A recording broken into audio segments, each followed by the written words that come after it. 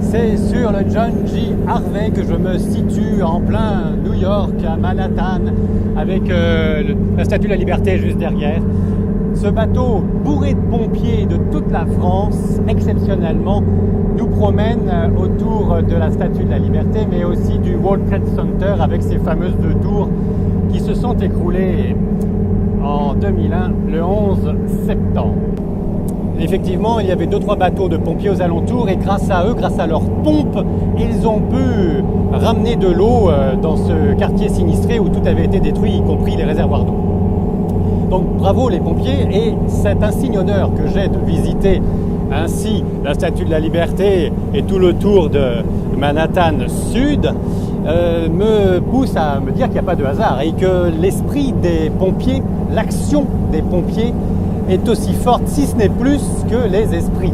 Car là, ils sont sur le terrain et ils agissent considérablement et d'une façon efficace et immédiate.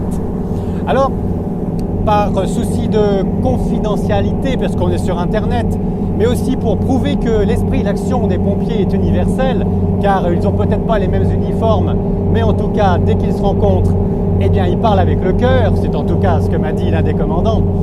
Eh bien, la question que je leur pose et que vous allez entendre au fur et à mesure qu'on se promène un petit peu dans Wall Street et aux alentours, eh bien la seule question que je leur pose à tous, c'est pourquoi ont-ils décidé d'être pompiers? Pourquoi rentrer dans cette grande famille?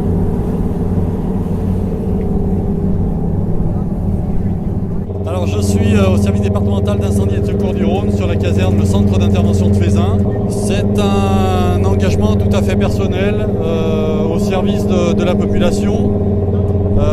Un des rares métiers où on a le sentiment d'apporter énormément aux uns et aux autres et d'avoir un retour presque immédiat. Le sens du service, outrepasser ses peurs et le sentiment d'être reconnu par nos concitoyens. Je pense qu'être pompier aujourd'hui, c'est un véritable sacerdoce, d'autant qu'on a un gros volet social au travers de nos interventions, et c'est aujourd'hui ce qui prend énormément de place dans notre gestion quotidienne opérationnelle. Vous êtes pompier d'où? Seine-Maritime, c'est une vocation, c'est comme tout le monde ils ont des hobbies, moi c'est d'être pompier. Vous avez dit vocation comme un curé? Un petit peu, c'est parce que comme on est gamin, c'est toujours la volonté on voit les pompiers, c'est un rêve, puis c'est un rêve qui devient réalité en fait. Je dirais, je suis quelqu'un comme tout le monde, mais c'est mon plaisir, c'est d'apporter mon aide aux gens, dans le monde où on vit, la solidarité, tout ça.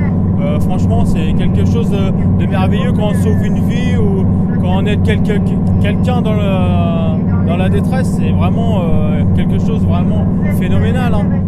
Je suis infirmière sapeur-pompier au CIS de Moire-en-Montagne dans le Jura. J'adore tout ce qui est le domaine de l'urgence et j'ai 2 frères pompiers qui m'ont transmis le virus.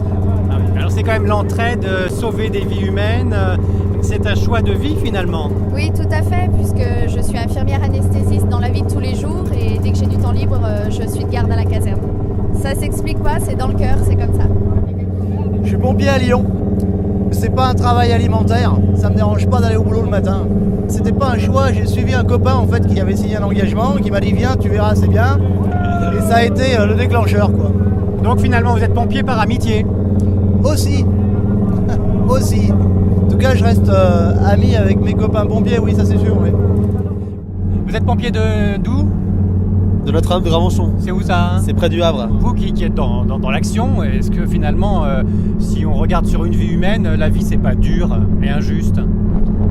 Oui, je pense que la vie est dure et la vie est injuste, oui. Du jour au lendemain, un père de famille qui fait un arrêt cardiaque devant ses filles, c'est injuste, oui, oui, c'est injuste. Est-ce que vous en avez déduit que Dieu existe ou pas? Je pense que s'il était là, il y aurait pas des choses qui se passent. Les choses, je sais pas. C'est pas une question de religion, mais on est des anges gardiens un peu. C'est un peu ça le mot. Ange gardien. Je suis de la Drôme, du Vercors exactement, et du centre de secours de la Chapelle-en-Vercors où je suis volontaire. Je suis catholique, mais bon, il n'y a pas de. Peut-être que c'est lié à l'éducation.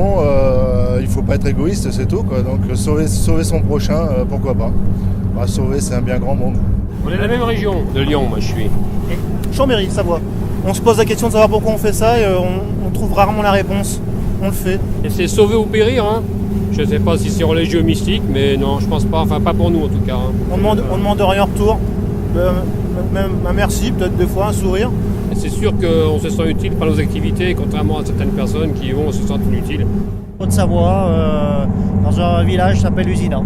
Je suis pas du tout le Christ, mais c'est dans le cœur, quoi. D'être au service d'une société, des autres, quoi. Je pense, ça vient déjà de l'éducation, de vivre en campagne comme je le suis, de voir que les autres ont besoin de nous et d'aller servir leur cause, quoi. Voilà.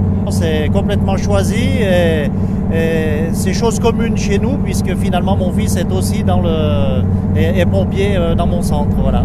Sapeur-pompier en Seine-Maritime, tout petit, emmené en vacances, pas très loin de chez moi, au Havre, chez ma sœur, avec qui j'ai la chance de partager la vie d'un sapeur-pompier professionnel, qui m'emmenait régulièrement à la caserne à l'âge de 5 ans. Et puis petit à petit, j'ai eu le virus. Voilà. Alors c'est quoi qu'on l'on transmet comme virus? C'est l'aide de son prochain? D'abord, l'esprit de corps, hein, d'être au sein d'une famille soudée et partager une passion qui est de porter secours à son prochain et aussi d'essayer de protéger les biens, l'environnement. Et voilà quoi, donc moi j'ai choisi le sapeur-pompier et donc c'est d'abord servir la société. Et moi je pense que ma vie aurait servi quelque chose.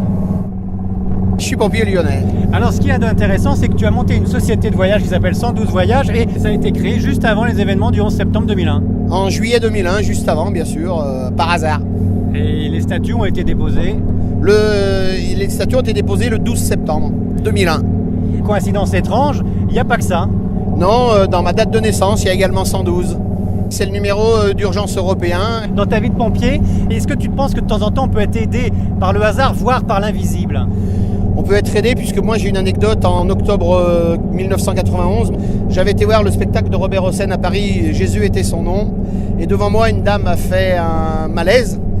Et au bout d'un moment, elle a fait un arrêt cardiaque. Et quand les enfants se sont inquiétés auprès de leur père, je me suis présenté, j'ai regardé la personne, j'ai vu qu'elle avait ce que l'on dit les yeux en midrias, c'est-à-dire qu'il ne répondait pas. Et on l'a sorti tout de suite, on l'a mis dans l'allée et avec 3 massages cardiaques, comme ça a été pris tout de suite, elle est repartie. Et juste à côté de nous, il y avait une mamie qui regardait également le spectacle et qui a dit à ma femme, voyez madame, ce soir, Dieu savait que votre mari allait être là.